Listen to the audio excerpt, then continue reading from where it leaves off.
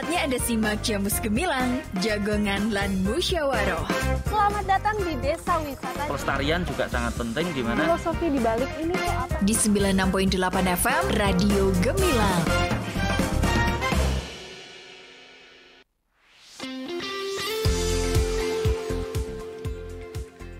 FM LPPL Radio Gemilang, jendela musik dan informasi. Selamat pagi Sobat Gemilang, kita lanjut lagi ya. Masih barengan Andin pastinya di Jamus Gemilang, Jagongan lan Musyawaroh. Kali ini bersama RSUD Merah Putih Magelang.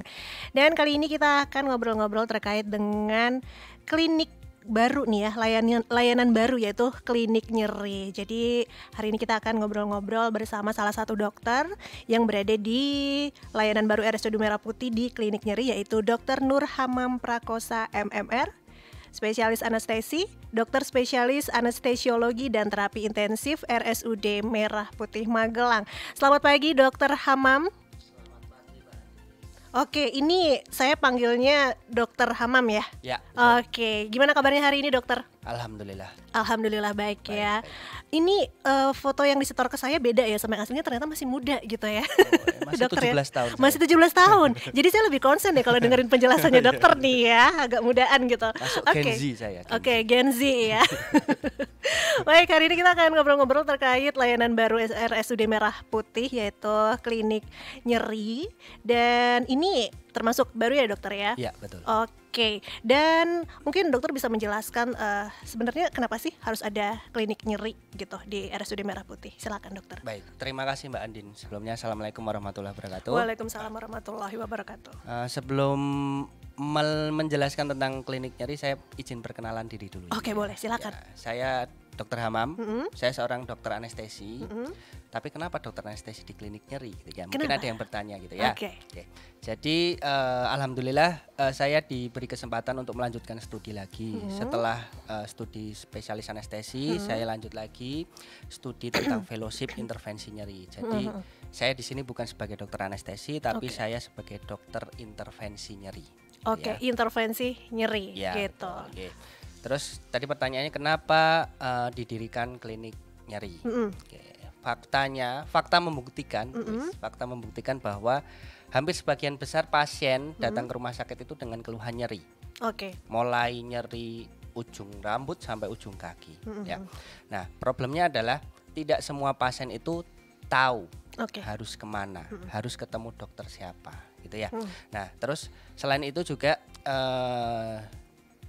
alasan kenapa didirikan klinik nyeri adalah semakin meningkatnya usia harapan hidup manusia atau masyarakat itu akan meningkatkan resiko terjadinya penyakit yang menyertai juga. Salah satunya adalah penyakit degeneratif. Oke.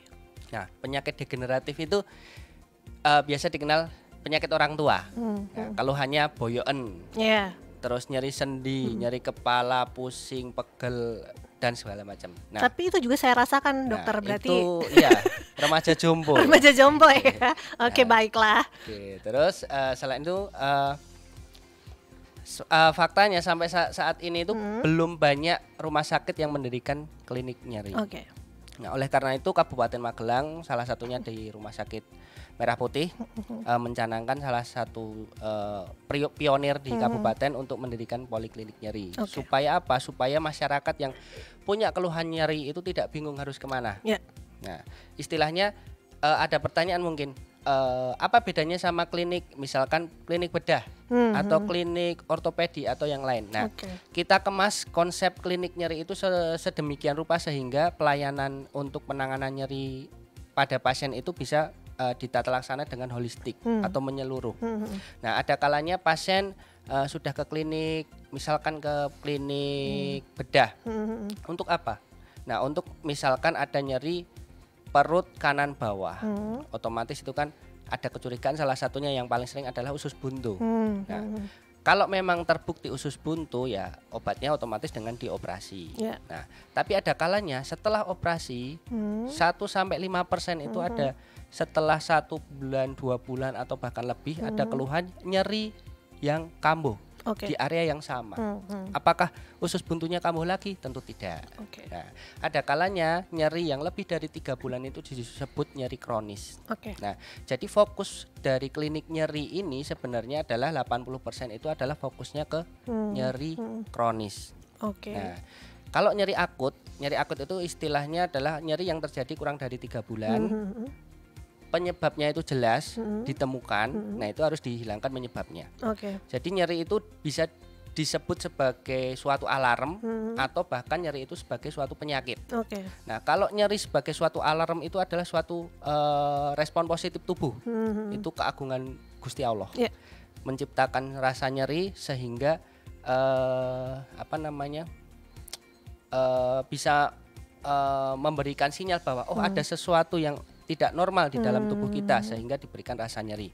Seperti tadi contohnya usus buntu, ada peradangan di usus buntunya maka diberikan rasa nyeri biasanya di perut bagian kanan bawah. Nah, obatnya apa? Kalau misalkan itu sebagai sinyal yang harus dihilangkan adalah penyebab utamanya. Kalau usus buntu berarti harus dihilangkan usus buntunya supaya tidak buntu. Ya, betul sekali. Jadi memang tidak hanya terfokus terkait dengan nyerinya aja, tapi ya dicari keseluruhan apa sih penyebabnya gitu ya, dokter betul. Ya. Tadi kalau saya lanjutkan ya, boleh, silakan.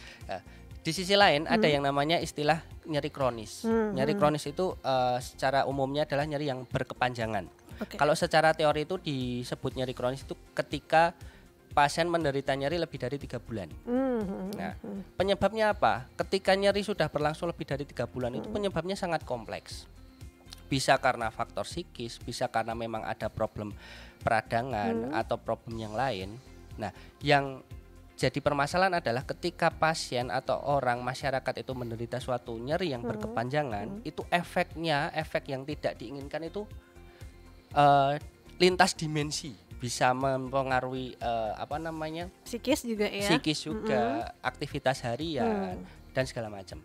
Makanya kenapa nyeri itu bisa disebut sebagai sinyal atau alarm, bisa juga disebut sebagai penyakit.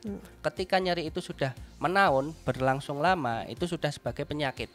Nah, kita harus hilangkan nyerinya supaya apa? Supaya kualitas hidup bisa lebih baik. Mungkin gitu. Baik, dokter. Berarti memang nyeri itu ya tadi dokter bilang bahwa klinik nyeri itu tidak hanya terfokus hanya nyerinya doang, tapi secara komprehensif ya, keseluruhan gitu. Oke, dokter, kalau untuk layanan klinik nyeri itu layanannya apa aja sih, dokter? Baik, ya. Ya, seperti saya sebutkan tadi, prinsipnya adalah kita menangani nyeri secara holistik atau menyeluruh. Jadi penanganan nyeri itu bisa menggunakan dengan obat-obatan atau medikamentosa atau juga dengan terapi intervensi, terapi fisik maupun sampai dengan terapi operasi. Nah, tergantung kasusnya. Nah, artinya kita mendirikan klinik nyeri itu supaya nanti pasien tidak bingung. Pintu masuknya itu satu, klinik nyeri. Nah, nanti ketika sudah dilakukan diagnosa, pemeriksaan dan segala macam, nah ini arahnya nyerinya itu kemana? Apakah nyeri akut, nyeri kronis, atau nyeri seperti apa? Nah, nanti kita evaluasi. Nah, modalitas yang kita punya itu bisa obat-obatan. Nah, itu masternya itu ada dokter saraf di sana, dokter Hana sama dokter Soleh. Terus ada terapi fisik, kita punya dokter Dayu, dokter rehab medik. Nah, ketika nyerinya butuh terapi fisik, fisioterapis, kita punya dokter Dayu. Nah, ketika butuh operasi, salah satunya bisa ada dokter bedah, ada dokter ortopedi. Nah, yang baru dan yang saya dalami, saya lebih ke sayanya ya, terkait ke intervensi nyeri. Apa itu intervensi nyeri? Intervensi nyeri itu adalah salah satu alternatif terapi ketika pasien sudah menggunakan obat-obatan tapi tidak membaik. Nah, kenapa tidak membaik? Artinya kalau misalkan pasien tersebut mengkonsumsi obat-obatan dalam jangka waktu panjang, otomatis efek sampingnya juga akan meningkat. Nah, oleh karena itu salah satu alternatifnya adalah dikonversi dengan terapi intervensi. Atau alternatif lainnya, ketika pasien sebenarnya harusnya dioperasi, terapi utamanya harusnya operasi. Kita ambil contoh misalkan nyeri tulang belakang, saraf kecepit misalkan. Pasien harusnya dioperasi, tapi ada kondisi yang tidak memungkinkan pasien tersebut dilakukan operasi. Tapi pasien mengalami nyeri. Solusinya seperti apa? Kita lakukan intervensi. Intervensi seperti apa? Kita kalau bahasa guru-guru saya itu intervensi nyeri itu adalah sebagai seorang sniper. Oke. Nah, jadi kita cari target operasinya yang mana, target nyerinya yang mana, penyebab nyerinya yang mana, sarafnya yang mana, kita tembak di sana. Oke. Ya, jadi nanti kita ada bantuan yang namanya guiding dengan USG ataupun dengan siam. Kita cari penyebab nyerinya di bagian mana, kita lakukan tindakan di situ. Jadi kita hilangkan nyerinya dengan menghilangkan sumber nyerinya. Oke. Gitu. Baik. Oke, dokter. Kalau untuk kondisi nyeri nih, kondisi nyeri seperti apa yang harus kita ke klinik nyeri gitu? Apa mungkin sampai saat ini paling banyak pasien mengeluhkan sakit apa gitu, dokter? Kalau ke klinik nyeri? Ya sebenarnya klinik nyeri itu diciptakan untuk semua keluhan nyeri. Oke. Artinya semua keluhan nyeri yang dari ujung kepala sampai ujung kaki. Tapi dengan catatan tidak semua nyeri perlu dilakukan tindakan di poliklinik nyeri. Oke. Nah, artinya kalau nyeri-nyeri yang ringan, misalkan habis olahraga, terus misalkan nyerinya cuman berem-berem gitu. Kita bisa lakukan tindakan tanpa dengan obat-obatan. Misalkan kayak RICE, istilah medisnya itu RICE. Jadi dengan istirahat, kompres dingin, terus elevasi, terus kemudian kompresi.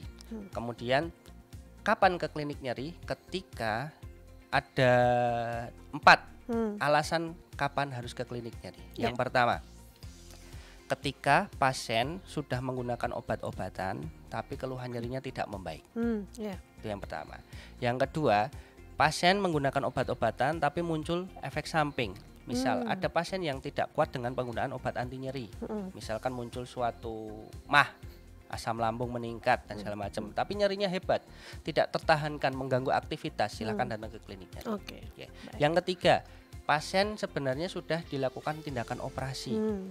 Tapi setelah dilakukan tindakan operasi, secara anatomi, secara gambaran itu sudah bagus. Misalkan operasi tulang belakang, sudah dilakukan operasi penghilangan cepitan sarafnya. Tapi pasien masih mengeluhkan nyeri. Itu tidak sedikit pasien yang seperti itu. Nah, kita lakukan tadi sniper, tembak di target saraf yang menyebabkan nyerinya pasien tersebut. Nah, yang keempat adalah ketika memang pasien kontraindikasi dilakukan tindakan lebih lanjut seperti operasi. Nah, itu masuk ke terapi intervensi. Nah, saya bicara terapi intervensi karena utamanya saya di area situ. Tapi nanti kalau misalkan tidak harus semuanya pasien itu dilakukan terapi intervensi. Ada yang dengan obat-obatan membaik ya sudah. Terus digunakan fisioterapi, terapi fisik cukup ya sudah. Intervensi itu sebagai alternatif ketika terapi-terapi konvensional, terapi-terapi awal itu sudah tidak membaik. Salah satu alternatifnya adalah terapi intervensi. Baik. Memang ini klinik nyeri yang dicari banget sama masyarakat ya, karena ya pasti ada aja ya nyeri gitu ya dokter ya, dan segala jenis nyeri diterima gitu di klinik nyeri, walaupun tidak semua nyeri bisa ya dokter ya. Kalau nyeri hati enggak ya dokter? Bisa. Dokter, nanti kita lanjut lagi ngobrolnya ya. Dan sahabat Gemilang jangan kemana-mana, nanti kita lanjut lagi ngobrol-ngobrol bersama Dokter Hamam, dan pastinya kita masih ngobrolin terkait dengan pelayanan baru RSUD Merah Putih, yaitu klinik nyeri. Dan pastikan Anda tetap di 96.8 FM LPPL Radio Gemilang, jendela musik dan informasi.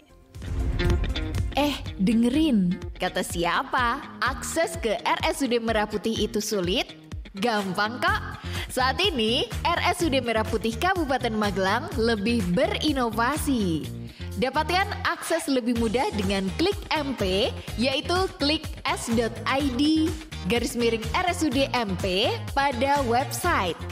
Anda akan mendapatkan informasi tentang RSUD Merah Putih, di antaranya pelayanan online berupa pendaftaran online, mengetahui jadwal dokter spesialis, mengetahui nomor-nomor telepon penting, dan customer service. Nah, spesial nih bagi Anda pasien rawat jalan RSUD Merah Putih Kabupaten Magelang, nikmati fasilitas pengantaran obat gratis yang lebih nyaman karena obat diantar sampai ke rumah tanpa dipungut biaya. Jadi jangan salah loh. Loket layanan antar obat terdapat di lantai 2 dan untuk informasi lengkapnya Anda bisa menghubungi 0293 320 265. Tuh kan, akses ke RSUD Merah Putih sudah jauh lebih mudah. RSUD Merah Putih melayani dengan cinta. Iklan layanan masyarakat ini dipersembahkan oleh RSUD Merah Putih Kabupaten Magelang dan didukung oleh LPPL Radio Gemilang. Biar bisnisku sukses, gimana ya caranya? Hayo, lagi ngapain sih? Kok bengong gitu? Aku lagi bingung nih, gimana ya caranya biar bisnisku tambah lancar? Udah, nggak usah bingung. Gampang kok. Kamu tinggal posting aja bisnis kamu ke aplikasi Jelajah Magelang. Tetanggaku nih udah post di aplikasi Jelajah Magelang dan omsetnya langsung meningkat. Yang bener. Oke deh, aku post sekarang ya. Aplikasi Jelajah Magelang merupakan salah satu aplikasi dari Dinas Komunikasi dan Informatika Kabupaten Magelang yang memfasilitasi dan juga menjadi rumah untuk para pelaku UMKM kreatif untuk mempromosikan produk dan lain sebagainya. Untuk menggunakan fitur di aplikasi Jelajah Magelang, tidak dikenakan biaya apapun. Ayo, bagi pelaku ekonomi kreatif, manfaatkan aplikasi Jelajah Magelang. Iklan layanan masyarakat ini dipersembahkan oleh Diskominfo Kabupaten Magelang dan 96.8 FM LPPL Radio Gemilang. Din, gimana tugas kuliah kamu? Sudah selesai? Gimana mau selesai? Aku masih bingung nih, data juga belum dapat. Belum lagi nanti gimana penjelasannya. Kenapa gak bilang? Kalau kamu bingung data statistik, kan udah ada layanan di Perpusda Magelang. Hah? Layanan apa? Jadi layanan tersebut dilakukan oleh Badan Pusat Statistik Kabupaten Magelang yang bertempat di ruang baca Perpusda Kabupaten Magelang yang di Muntilan itu loh. Di sana kamu bisa dapetin layanan perpustakaan dan juga bisa melayani penjualan produk BPS. Bayar nggak? Enggak dong. Untuk pelayanan data dan konsultasi statistik gratis. Alias tidak ada biaya sama sekali. Oke, kalau gitu aku langsung sana aja ya. Halo Sobat Data, punya kesulitan dalam menemukan data statistik? Atau masih bingung bagaimana penjelasan terkait data-data dan indikator yang dibutuhkan? Badan Pusat Statistik Kabupaten Magelang membuka layanan literasi statistik dengan nama Lentera Statistik di Perpustakaan Daerah Kabupaten Magelang. Di sana, Sobat Data bisa mendapatkan layanan gratis terkait kebutuhan data dan publikasi yang up to date, serta bisa konsultasi terkait konsep dan definisi statistik yang dibutuhkan. Datang ya! Kami hadir di ruang baca Perpusda Magelang setiap hari Selasa dan Kamis jam 9 pagi sampai jam 13 siang. Atau bisa konsultasi lewat pelayanan online kami di lentera.akses.online. Iklan layanan masyarakat ini dipersembahkan oleh Badan Pusat Statistik Kabupaten Magelang, didukung oleh LPPL Radio Gemilang. Ngelaras ya, Mam. Anak masih kecil udah dipegangi handphone loh. Aduh, Mams, kalau nggak dikasih handphone, mana bisa kerjaan beres. Sibuk sih boleh, Mams. Tapi ingat, penggunaan gadget berlebih, utamanya pada anak usia dini, punya dampak yang buruk. Anak bisa tumbuh jadi pribadi yang tertutup, gangguan tidur, hingga tumbuh kembang anak bisa terganggu. Lebih asik main handphone dan gak mau makan. Belum lagi, ada dampak berbahaya buat mata anak. Saat remaja, bahaya penggunaan gadget berlebih juga masih ada, mulai cyberbullying, pelaku kekerasan, sampai pudarnya kreativitas anak karena anak jadi mageran. Solusinya, batasi pemakaian gadget pada anak. Awasi ketika mereka sedang mengakses handphone hingga perbanyak quality time antara orang tua dan anak. Ya udah, tak ambil handphoneku. Tapi aku teteringin bentar ya, Mams. Mau check out belanjaan nih. Tadi si kecil YouTube-annya mode offline. Ah elah. Iklan layanan masyarakat ini disampaikan oleh Dinas Komunikasi dan Informatika Kabupaten Magelang. Masih ada ikuti Jamus Gemilang, Jagongan lan Musyawaroh. Di 96.8 FM LPPL Radio Gemilang. Radio Gemilang.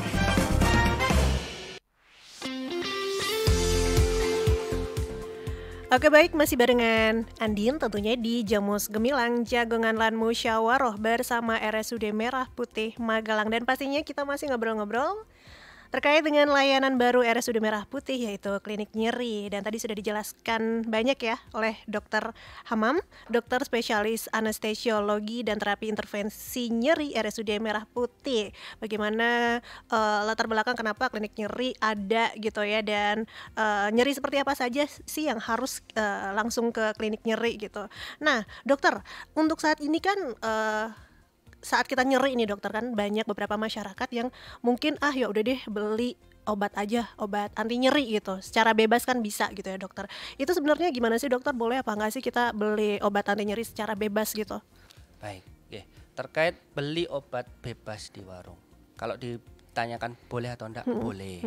Nah prinsipnya adalah ketika kita bisa menangani nyeri secara mandiri, itu silahkan diterapi sendiri.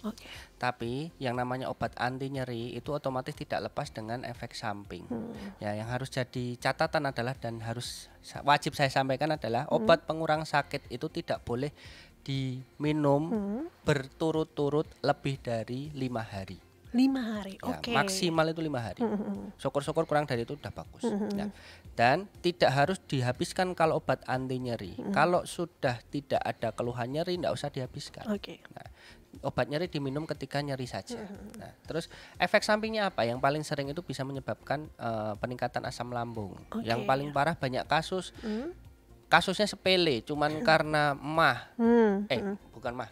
Nyeri lutut dengan penggunaan obat anti nyeri dari warung, beli sendiri, akhirnya berakhir di meja operasi dengan lambung bocor. Nah, itu yang kita khawatirkan. Nah, kenapa bisa terjadi lambung bocor? Karena salah satu efek samping dari obat pengurang sakit yang paling umum kita pakai, misalkan seperti asam mefenamat, terus natrium diklofenak, terus meloxicam, paroxicam dan lain sebagainya. Itu salah satunya adalah mengurangi menyebabkan penipisan dari dinding lambung. Kalau diteruskan lama-lama bisa jadi bocor juga. Makanya kalau misalkan nyeri akut atau nyeri yang masih baru bisa ditangani sendiri tanpa dengan menggunakan obat maupun dengan obat warung, ya enggak apa-apa, silahkan. Tapi catatannya tadi diberikan maksimal 5 hari. 5 hari. Atau catatan yang lain adalah kalau pasien memiliki riwayat MAH, pilih obat yang memang aman dari pengikisan asam lambung. Yang paling aman apa? Parasetamol. Nah, parasetamol itu biasanya dipakai untuk penurun panas. Tapi ternyata faktanya parasetamol itu bisa dipakai sebagai anti nyeri ringan, gitu ya. Tapi kalau nyeri berat ya enggak bisa pakai parasetamol. Gitu. Kalau sudah berlangsung lama, terus-terusan tidak sembuh-sembuh, ya silahkan kita konsultasi ke klinik nyeri. Berarti tidak baik ya kalau secara terus-menerus ya dokter. Ya. Itu dia tadi, lambungnya bisa bocor gitu kan. Kalau tadi dokter bilang parasetamol itu juga bisa untuk menghilangkan rasa nyeri gitu ya. Berarti kalau misalnya kita pusing, kita beli obat-obat di warung yang dengan merek-merek tertentu gitulah ya dokter ya. Itu berarti juga ada efek dari, maksudnya ada zat dari parasetamolnya juga nggak sih dokter? Maksudnya untuk meredakan nyeri? Tergantung komposisi dari merek obatnya ya. Contoh misalkan kayak Panadol itu isinya kan parasetamol sama kafein. Nah, intinya adalah kenapa parasetamol dijual bebas, karena dalam tanda kutip dirasa obat anti nyeri yang paling aman. Gitu. Tapi yang harus jadi catatan adalah parasetamol walaupun image-nya adalah aman, tetap semua obat itu sifatnya racun. Prinsipnya itu. Sebisa mungkin tidak pakai obat, kita tidak minum obat. Kecuali misalkan kayak pasien-pasien hipertensi, gula, yang harus konsumsi obat dalam jangka waktu panjang. Nah, itu kan dinilai kemanfaatan dari penggunaan obat dalam jangka panjang itu lebih baik daripada tidak menggunakan obatnya. Itu mau tidak mau harus diberikan jangka panjang. Tapi khusus obat anti nyeri sebisa mungkin kalau nyeri teratasi tanpa obat lebih baik. Prinsipnya gitu. Baik, oke. Dokter, tapi ada nggak sih dokter nyeri karena sugesti gitu dokter? Wah, bisa. Bisa ya? Kita bahas dokter? tentang definisi nyeri sendiri ya. Berdasarkan Asosiasi Pain Dunia yang terbaru itu definisinya tahun 2020 itu menyatakan bahwa nyeri, apa yang disebut nyeri? Nyeri itu adalah suatu pengalaman yang tidak menyenangkan dari sensorik dan emosional. Ya, artinya pengalaman sensorik dan emosional gitu ya. Terus yang diakibatkan oleh apa? Karena kerusakan jaringan atau hal yang menyerupai kerusakan jaringan. Belum tentu ada kerusakan jaringan bisa menyebabkan nyeri. Ya, kita bahas sedikit demi sedikit. Okay. Satu tadi poin terkait pengalaman tidak menyenangkan. Artinya tidak ada orang yang akan senang dengan nyeri, kecuali orang abnormal ya. Nah, kalau abnormal nanti konsulnya ke dokter jiwa. Ada orang yang senang dengan disakiti, dia bahagia. Nah, itu abnormal itu ya. Itu kita tidak bahas itu. Nah, tadi pengalaman yang tidak menyenangkan. Artinya tidak sebagian besar atau hampir semuanya orang itu tidak senang dengan rasa nyeri. Terus yang kedua, tadi dipengaruhi oleh faktor emosi dan sensorik. Artinya pengaruhnya itu bisa fisik maupun psikis. Nah, psikis ini dipengaruhi apa? Banyak hal. Bisa karena kebiasaan, sosio budaya, terus derajat dan segala macam. Ada jargon bahwa orang kaya itu lebih tidak tahan nyeri dibanding orang miskin. Gitu ya, dokter? Katanya kayak gitu. Tapi saya tidak percaya itu. Artinya prinsipnya adalah nyeri itu sifatnya subjektif. Jadi kita tidak bisa menggambarkan suatu nyeri berdasarkan persepsi kita. Kadangkala dengan misalkan ada trauma kena paku, sama-sama kena paku, lokasinya sama, terus besar pakunya sama. Untuk orang A dan orang B itu responnya masing-masing. Ada yang responnya sangat nyeri, ada yang biasa aja. Nah, itu karena apa tadi? Sifat nyeri itu sifatnya subjektif.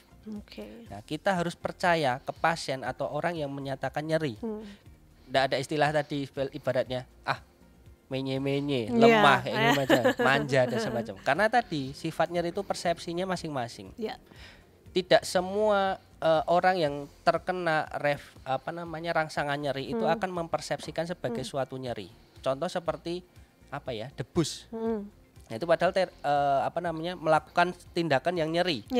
Dari sisi penonton itu nganggapnya itu adalah suatu nyeri. Sakit pasti. Tapi ternyata faktanya bahwa dari segi pelakunya itu tidak merasakan nyeri. Katanya gitu ya, katanya. Katanya saya belum pernah nyoba. Katanya seperti itu. Ya, kembali lagi bahwa itu tadi nyeri itu sifatnya subjektif. Jadi apa yang dinyatakan oleh orang atau pasien kita harus percaya. Saya sebagai dokter tidak bisa menilai pasien bahwa datang walaupun saya menilai sebenarnya rangsang nyerinya itu minimal, tapi pasien datang ke klinik misalkan nangis-nangis, mengeluh nyerinya hebat dan segala macam, ya saya harus percaya pasien dan saya harus wajib mengobati pasien tersebut gitu. Terus apa ya tadi? Kerusakan terkait nyeri itu diakibatkan oleh kerusakan jaringan atau apa yang menyerupai kerusakan. Contohnya nyeri yang disebabkan kerusakan jaringan itu seperti yang saya sebutkan tadi, seperti usus buntu. Nah, usus buntu itu adalah keadaan di mana ada terjadi peradangan di usus buntunya. Oleh karena itu, kerusakan jaringan yang kita harus hilangkan, kita harus atasi. Nah, ada kalanya tiba-tiba ada yang namanya kalau istilah awam itu psikosomatis. Awam bukan psikosomatis ya. Itu kadang-kala itu sebenarnya nggak ada kerusakan jaringan, nggak ada, tapi pasien mengeluhkan nyeri. Ya, kita harus mencari itu. Kita harus lakukan tindakan, kita harus berikan terapi supaya pasien tetap nyaman. Terapinya apa ya? Tergantung nanti pasien penyakitnya apa. Baik. Tadi kan dokter bilang bahwa setiap orang kan punya persepsi rasa sakit itu beda-beda ya dokter. Betul. Tapi kadang ada yang nggak ngerasa sakit, tahu-tahu pas diperiksain ternyata udah parah ya dokter ya. Banyak. Karena dia merasakan aku nggak apa-apa, nggak sakit gitu ya. Ada juga kayak gitu ya dokter ya. Banyak. Itu namanya Superman. Superman ya, Ultraman.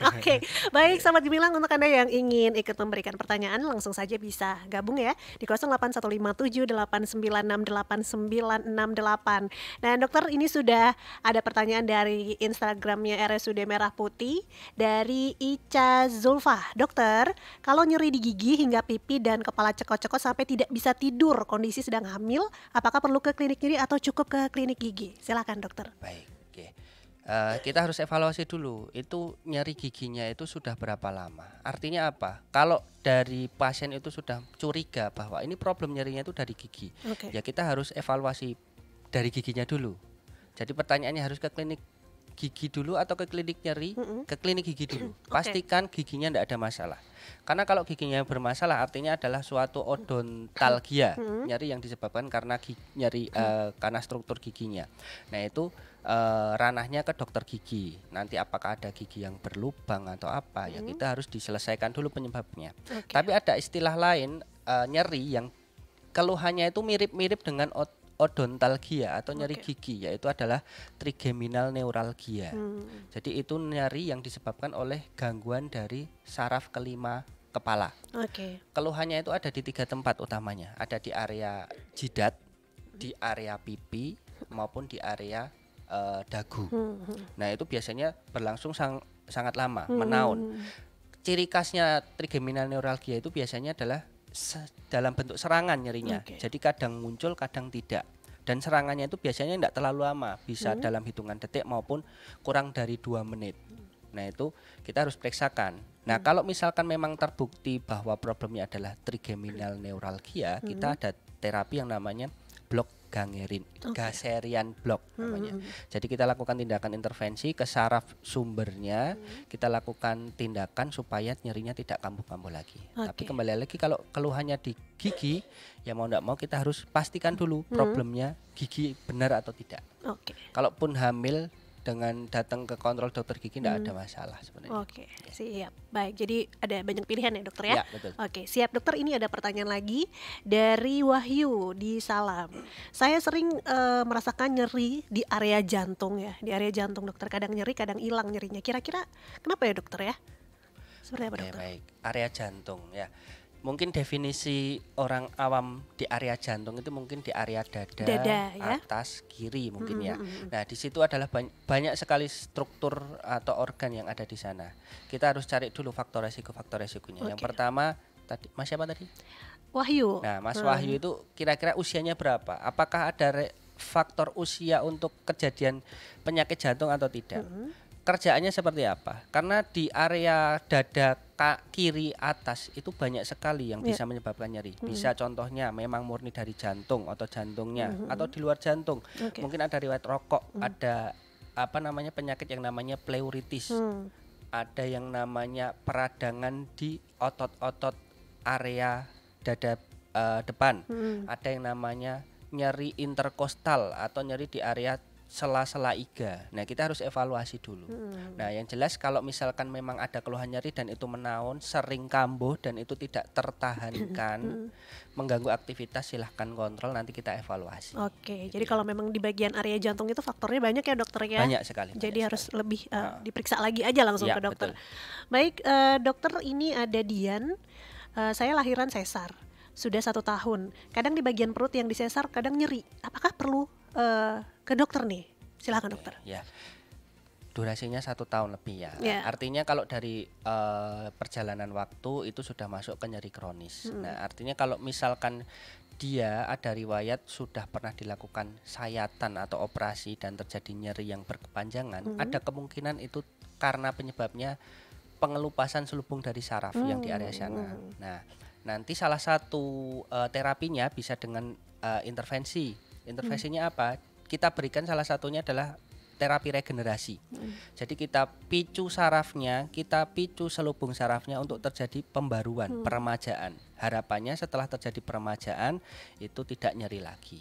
Nah, nanti untuk memastikan boleh kontrol ke klinik nyeri enggak apa-apa. Siap. Baik dokter, ini ada pertanyaan lagi dari Instagram RSUD Merah Putih ya dokter ya. Dari Rizky Ardia. Dokter mau tanya, misal pasien mengalami nyeri lambung setelah makan, lalu mereda setelah kurang lebih 3 hari konsumsi obat. Lalu apakah konsumsi obat serupa boleh dilakukan jika kambuh? Silakan dokter. Terkait repetisi penggunaan obat ya. Seperti yang saya sampaikan tadi, kalau misalkan memang nyerinya itu dalam artian tidak terlalu berat, masih bisa tertangani, tanpa obat bisa, tidak apa-apa dilakukan terapi fisik, misalkan dengan kompres hangat, itu memungkinkan, tidak apa-apa. Tapi kalau diperlukan memang penggunaan obat, boleh diulang penggunaan obat, dengan catatan memang sebaiknya dikonsultasikan dulu ke dokter, apakah obat ini aman atau tidak dalam jangka waktu panjang. Kalau obat mah itu biasanya kalau yang paling sering dipakai itu kan adalah antacid, sukralfat ya. Kalau misalkan merek-mereknya ada Promah, ada dan lain-lain sebagainya. Nah itu bisa dipakai dalam waktu berurutan bisa 3 hari sampai 5 hari. Oke. Kalau seminggu lagi kambuh boleh diulang lagi, nggak apa-apa. Oke. Tapi dalam jangka waktu yang berurutan catatannya sebisa mungkin 3 sampai 5 hari maksimal. Oke, dokter ini ada pertanyaan lagi ya dari Instagram.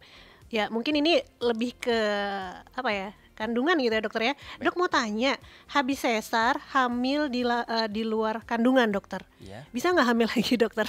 Waduh, tanyanya ke saya ya. Bisa ya. Bisa, yang Saya penting coba, bisa. yang Nanti penting yang jelas kan di luar kandungan itu kan habis dioperasi itu kan dikembalikan lagi fungsinya. Nah keistimewaan tubuh manusia itu terkait reproduksi itu ada sisi kanan sisi kiri. Jadi yang proses melahirkannya itu sampai ke uterus sampai ke rahim itu prosesnya untuk pembentukan janin itu bisa sisi kanan sisi kiri. Nah prinsipnya adalah kalau misalkan pernah ada riwayat hamil di luar kandungan, bisa hamil atau tidak bisa, silahkan konsultasi ke dokter kandungan dulu. Gitu ya. Siap. Baik dokter, satu pertanyaan lagi. Ini dari Mira yang ada di Gunung Pring Muntilan. Dokter, saya mau tanya seperti apa sih prosedur jika misalnya kita sudah merasakan sakit nyeri yang hebat, apakah ke IGD dulu, apakah kita bisa langsung ditangani oleh dokter klinik nyeri? Gimana dokter? Baik.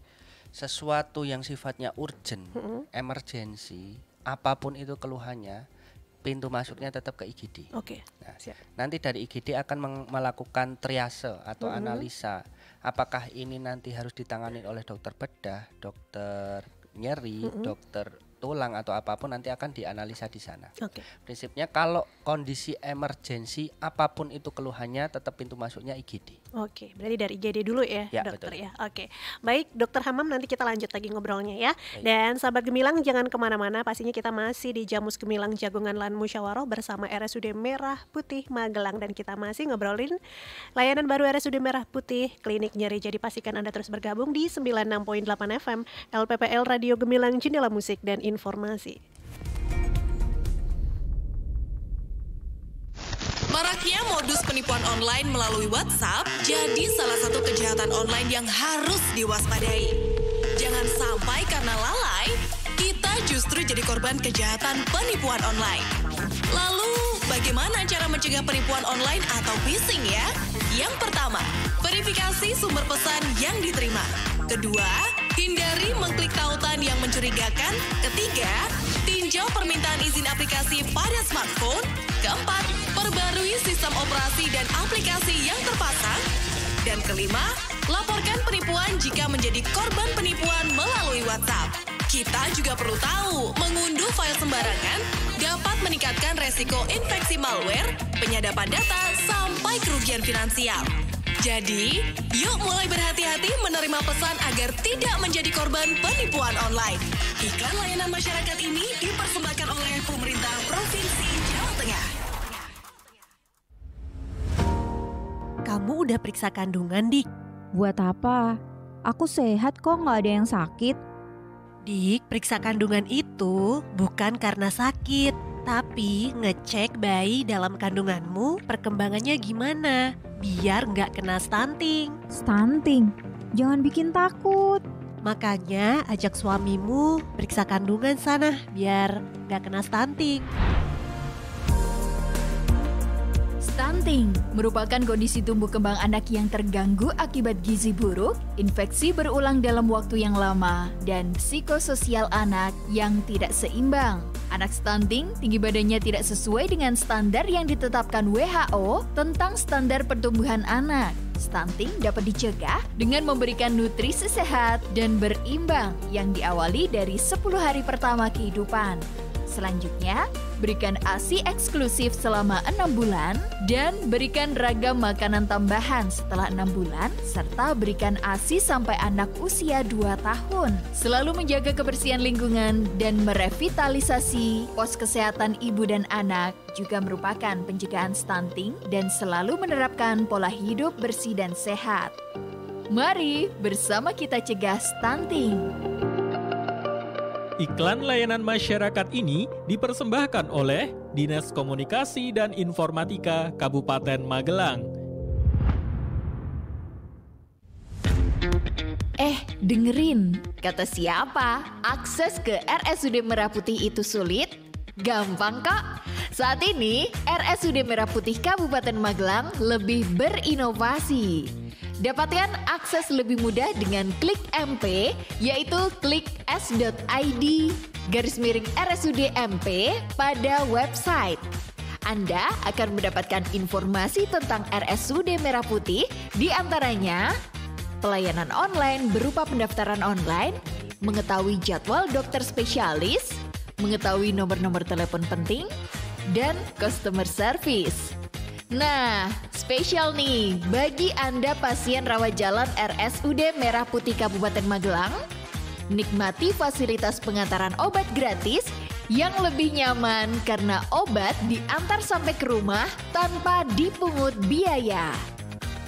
Jadi jangan salah loh, loket layanan antar obat terdapat di lantai 2 dan untuk informasi lengkapnya Anda bisa menghubungi 0293 320 265. Tuh kan, akses ke RSUD Merah Putih sudah jauh lebih mudah. RSUD Merah Putih melayani dengan cinta.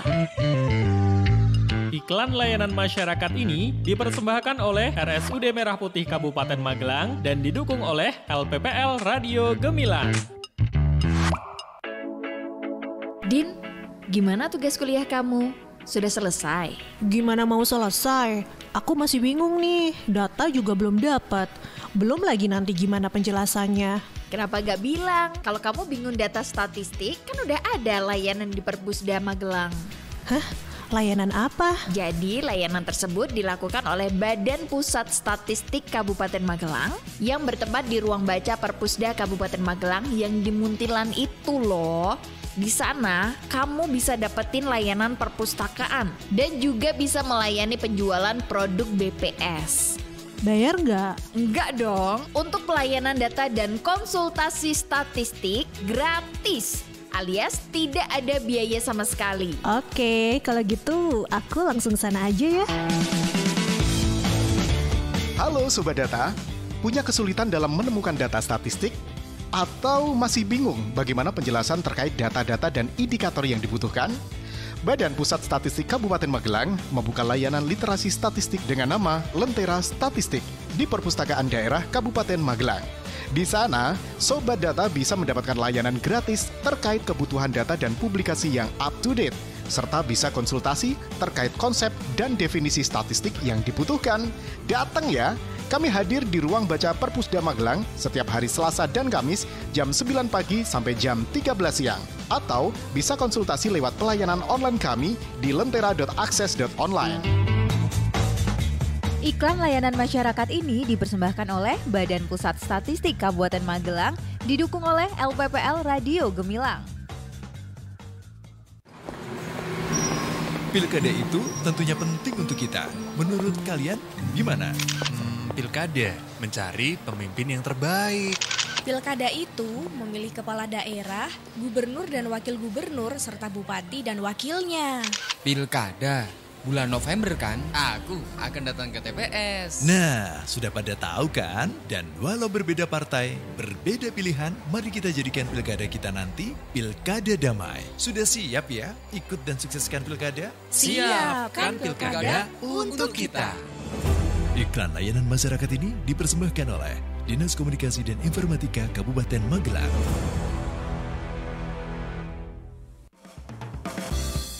Masih ada ikuti Jamus Gemilang, Jagongan lan Musyawaroh. Di 96.8 FM LPPL Radio Gemilang. Radio Gemilang.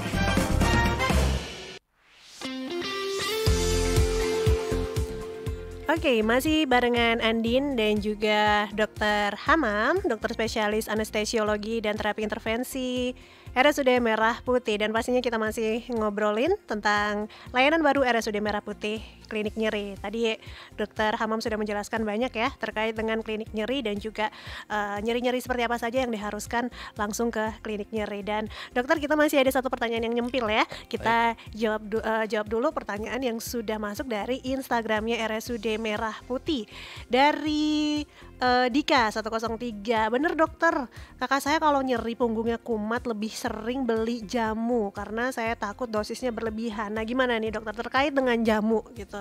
Oke, terkait dengan jamu. Sebenarnya jamu itu adalah salah satu terapi komplementer istilahnya, terapi tambahan.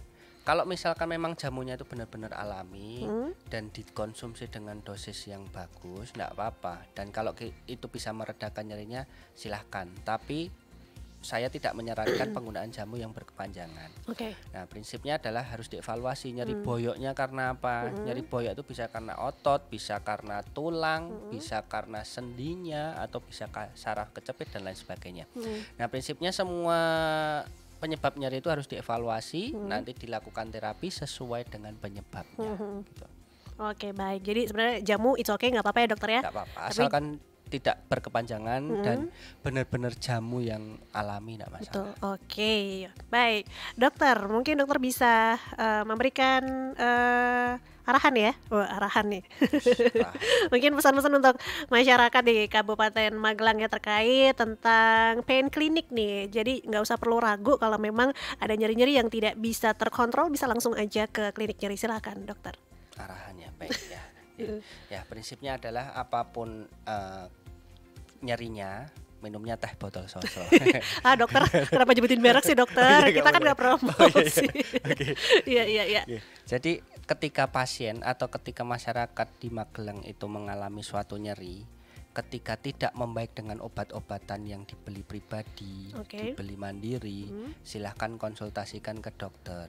Nah, kalau misalkan mau konsultasi ke poliklinik nyeri, boleh. Nah, artinya nanti kita evaluasi. Tidak semua keluhan nyeri harus berakhir dengan tindakan, tidak semua keluhan nyeri harus berakhir dengan operasi. Yang penting dievaluasi dulu. Kembali lagi saya ini udah tutup belum? Belum dokter, lanjut aja dokter. Sudah itu dulu. Gitu aja. Dokter juga mungkin bisa share ya ke kita untuk jadwal praktek ya di klinik nyeri. Silakan dokter. Ya. Klinik nyeri beroperasi Senin sampai Sabtu. Jamnya buka jam 10 sampai jam 1 sementara. Kita sementara jamnya pendek dulu. Terus di situ ada 5 dokter yang berjadwal di poliklinik nyeri. Ada dokter saraf, dokter ortopedi, dokter rehab medik, dan saya sebagai dokter anestesi dan terapi intervensi. Saya menonjolkan jadwal saya aja ya. Siap. Dokter. Saya jadwalnya di hari Kamis dan Jumat jam 10 sampai jam 13. Nanti jadwal yang lain diisi oleh dokter-dokter yang lain. Prinsipnya adalah masing-masing dokter punya kompetensi masing-masing untuk penanganan nyeri yang komprehensif dan holistik. Siap, baik. Terima kasih Dokter Hamam untuk waktunya hari ini. Sukses terus dan sehat-sehat terus juga ya dokter ya. Dan pastinya sahabat Gemilang jangan ragu karena Dokter Hamam menunggu Anda kalau misalnya memang Anda sedang mengalami nyeri yang tidak terkontrol. Jadi bisa langsung saja berkunjung ke klinik nyeri RSUD Merah Putih Magelang.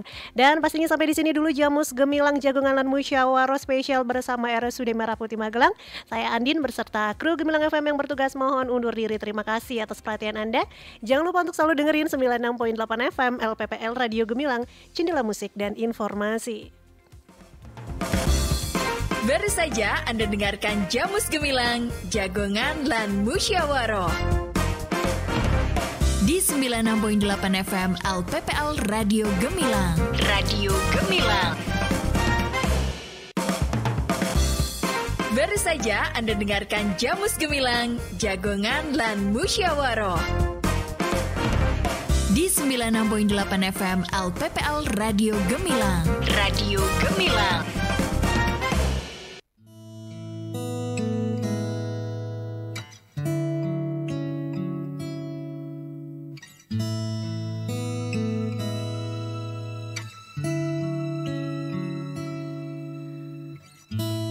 Berjam-jam aku terdiam menatap buku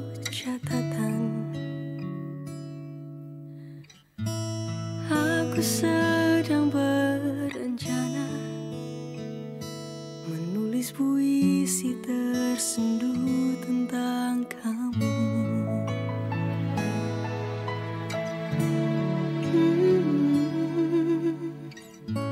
Semakin ku berusaha, semakin aku tak bisa. Pura-pura sedang gundah bukanlah hal yang mudah. Ternyata aku tak bisa sembunyikan bahagia. Dan bila ada orang bertanya-tanya siapakah dia yang membuatku bahagia, kamulah orangnya.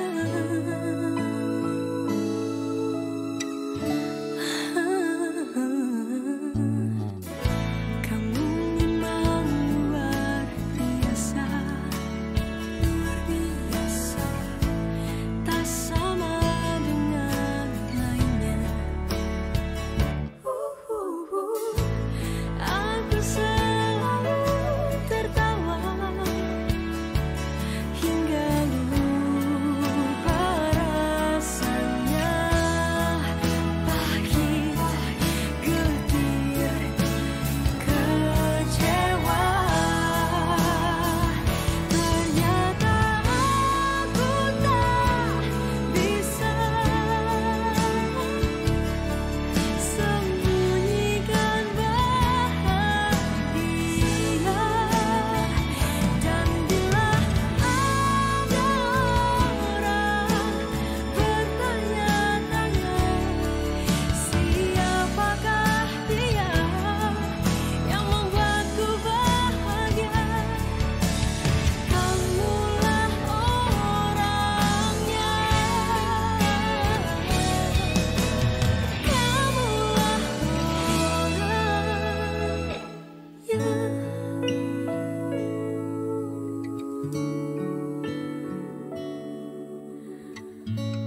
ternyata pada akhirnya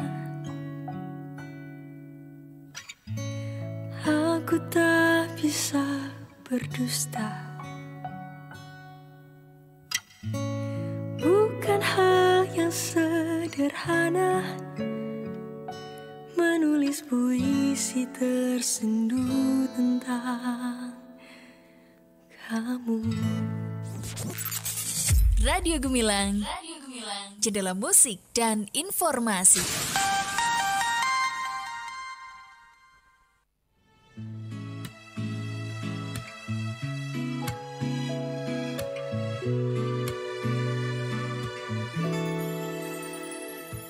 Salahkah ku di sini menunggu dirimu, menunggu cintamu, hingga tanpa terasa lelahnya ku menunggumu, terbangun dan terjaga. Ku dari lamunan itu sayang, haruskah waktu ini menunggu redam semua rasa, putar ke arah yang kau mau.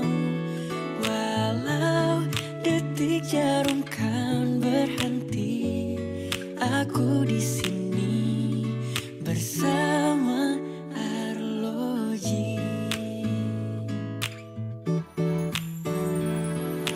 Mesin waktu bekerja, hari pun berganti, malam, pagi, siang, sore hari, hingga tanpa terasa lelahnya ku menunggumu, terbangun dan terjaga.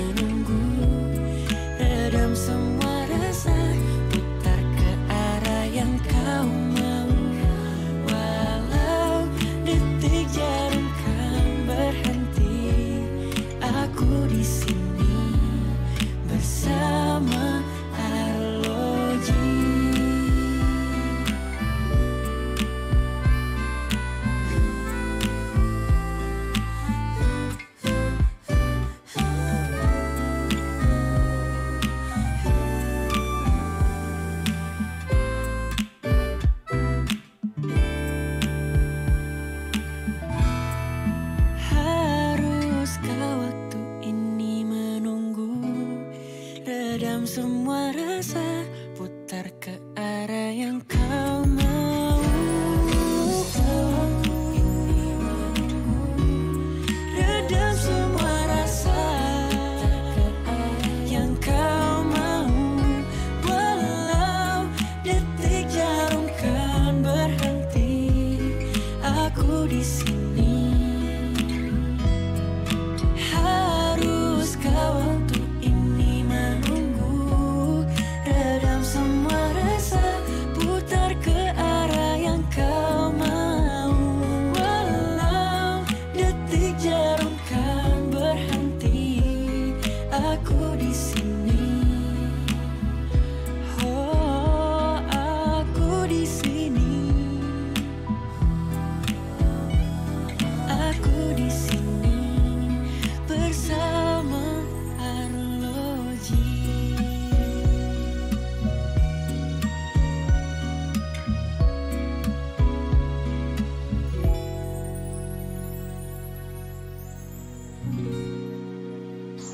Akhirnya wajib pajak beres.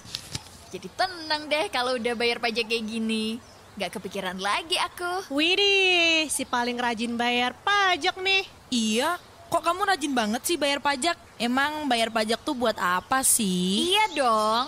Nih ya, kalau kita tertib bayar pajak, secara gak langsung, kita ikut berperan dalam membangun daerah tempat tinggal dan mensejahterakan masyarakat di sekitar kita. Tuh, lihat, pembangunan jalan dan fasilitas umum yang sering kita pakai, itu adalah hasil dari pembayaran pajak kita, tahu? Wah, iya ya.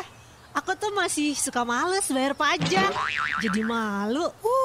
Dasar. Nah, makanya Din, mulai sekarang kamu harus tertib bayar pajak, Din. Karena dengan kita bayar pajak, gak cuma kita aja yang ngerasain manfaatnya, tapi orang lain juga.